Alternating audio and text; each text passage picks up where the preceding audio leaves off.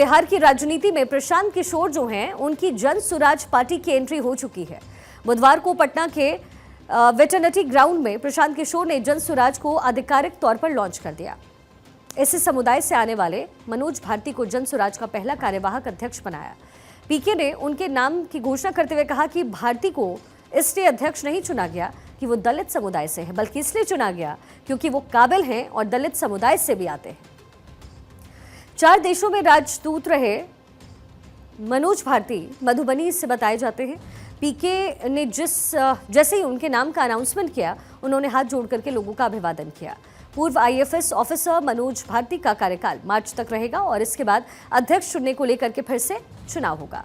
जन स्वराज के कार्यवाहक अध्यक्ष मनोज भारती बनाए गए हैं। मधुबनी के रहने वाले हैं, एससी समुदाय से आते हैं। स्कूली शिक्षा नेतरहाट से हुई। आईआईटी कानपुर से इलेक्ट्रिक इंजीनियरिंग का कोर्स किया। आईआईटी दिल्ली से एमटेक उन्होंने किया। फिर 1988 में यूपीएससी क्वालिफाई किया। कई देशों में भारत के राजदूत के तौर पर वो रहे हैं।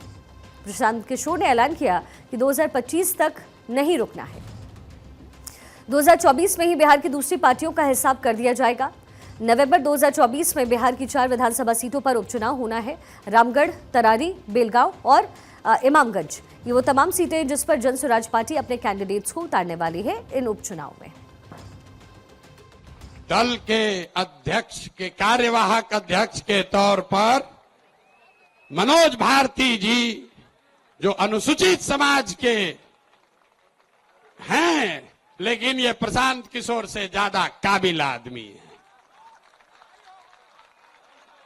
प्रशांत किशोर नेतरहाट का परीक्षा 2 बार दिए, नहीं पास कर सके। ये भाई साहब पास किए हैं। प्रशांत किशोर आईआईटी नहीं गए हैं, ये आईआईटी गए हैं। Prashant Kishor IAS, IPS, IFS नहीं हैं, ये सज्जन आईएफएस रहे हैं। 4 देशों में भारत के राजदूत रहे हैं, बिहार का गौरव बढ़ाया है। प्रशांत किशोर ने कहा कि पार्टी में जनप्रतिनिधियों के लिए वापसी का अधिकार यानी राइट टू रिकॉल लागू होगा। अपेक्षा पर खरे नहीं उतरने वाले लोग वापस होंगे। पार्टी टिकट देने से पहले सभी से शपथ पत्र लेगी।